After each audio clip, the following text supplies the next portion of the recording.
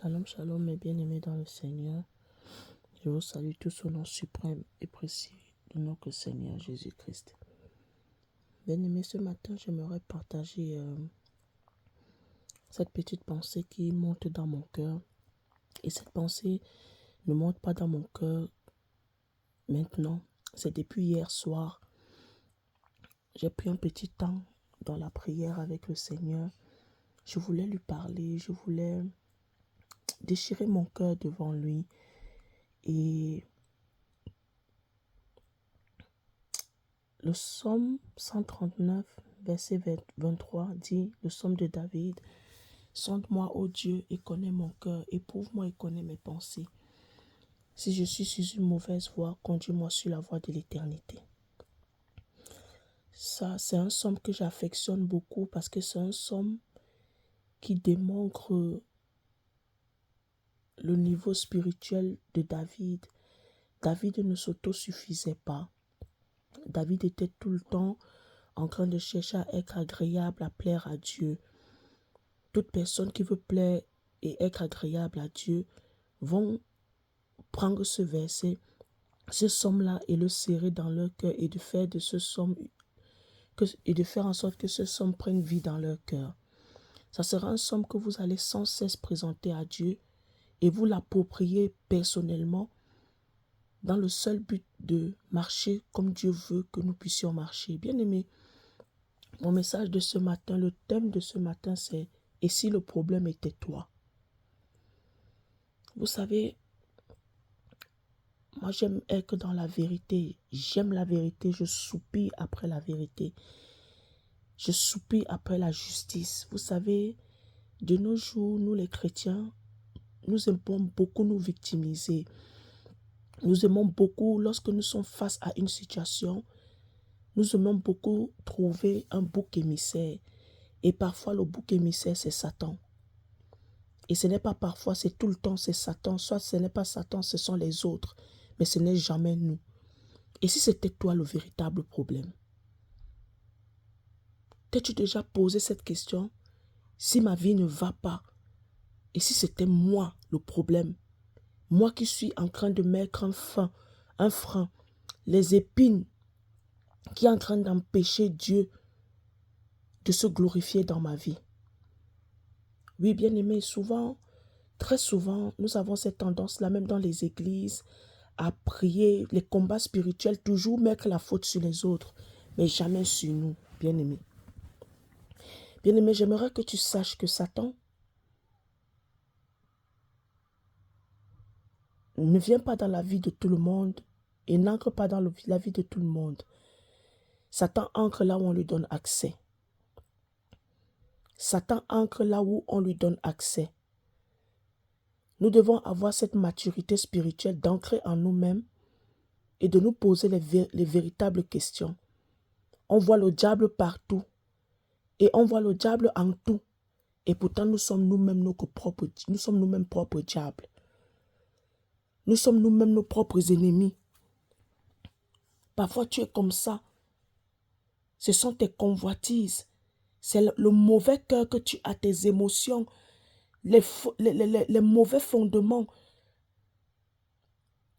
Ce sont des choses que tu n'as pas pu dénoncer, renoncer, qui te poussent à poser certains actes, à faire certaines choses.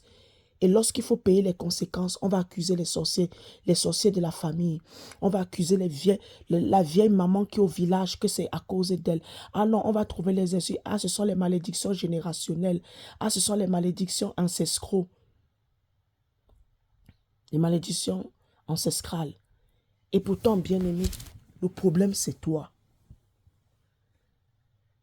Et on a adopté ça dans l'église. Dans les églises locales, on a adopté cela. Aujourd'hui, quand quelqu'un fait quelque chose, ah non, c'est Satan qui l'a poussé à faire. Mais non, bien aimé, il faut à un moment donné que nous arrêtons. On voit le diable partout. On voit le diable partout. À un moment donné, posons-nous les bonnes questions. Comment voulons-nous que Dieu puisse nous transformer, restaurer, transformer nos vies? Comment voulons-nous vivre l'authenticité de la parole de Dieu dans nos vies? si nous demeurons toujours les bébés spirituels, si nous demeurons toujours aveugles, si nous demeurons toujours dans ces trucs-là, nous ne voulons pas assumer nos responsabilités. À un moment donné, nous devons ancrer en nous-mêmes et assumer nos responsabilités. C'est à Dieu que revient de nous faire payer les conséquences de nos actes. Ça, c'est la souveraineté de Dieu. Mais prenons conscience de certaines choses. Arrêtons de trouver les boucs émissaires. C'est vrai, dans certains cas, il y a les boucs émissaires. Dans certains cas, tu es la victime. Mais tu n'es pas tout le temps la victime. Tu n'es pas tout le temps la victime. Il y a des choses où toi-même, tu es l'auteur. Tu es le Christ de ce qui se passe.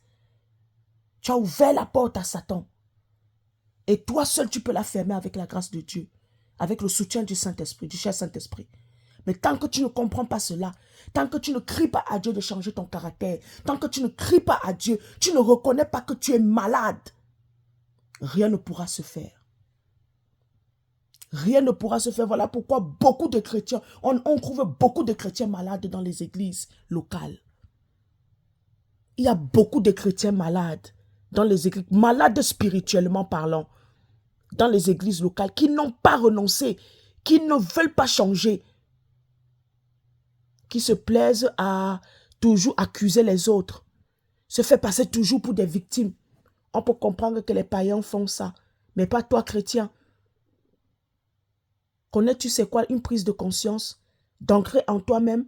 La parole de Dieu dit, si toi-même tu te juges, tu éviteras que le monde puisse te juger. Tu éviteras même que les frères en Christ puissent te juger. Même que Dieu même puisse te juger. Quand tu t'auto-juges, on va dire ça comment? Tu t'auto-examines. Et tu vas auprès de Dieu. Tu reconnais que je suis ci, je suis ça. As-tu déjà reconnu réellement devant Dieu qui tu es réellement? Selon les actes que tu poses. On va toujours trouver l'excuse, non, c'est Satan. Et ça va satisfaire les chrétiens à se dire que, ah non, ce n'est pas moi le problème. Non, c'est Satan. Non, c'est Satan. Avec toujours les... Parce qu'on vit toujours avec les combats spirituels. Envoie le feu, envoie le feu, envoie le feu. Le feu toujours, toujours le feu, le feu. Quand est-ce que toi-même tu vas t'envoyer ce feu-là pour que tu changes ton caractère? Quand est-ce que toi-même tu vas t'envoyer ce feu-là afin que tu puisses changer ton caractère? Voilà pourquoi nous prions. Mais rien ne va dans nos vies. Nous jeûnons, mais rien ne va dans nos vies. Pourquoi? Parce que nous ne touchons pas là où il faut toucher. Parce que nous ne voulons pas laisser le cher Saint-Esprit toucher là où il faut toucher. À cause de notre ego. À cause qu'il faut toujours fuir nos responsabilités et les attribuer à d'autres.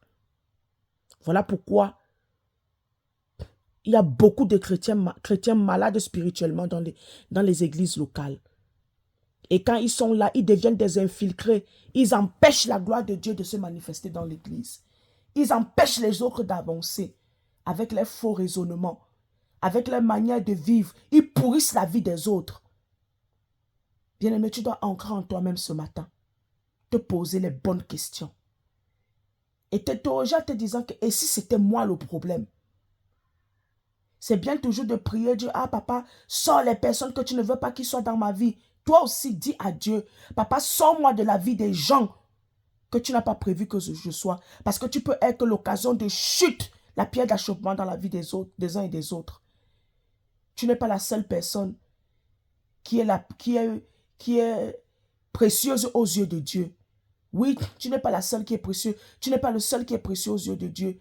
Toi, tu peux te permettre d'aller demander à Dieu de faire ci et ça. Mais est-ce que toi-même, tu encore toi-même te dis que non, moi-même, je suis le problème dans la vie de mon frère.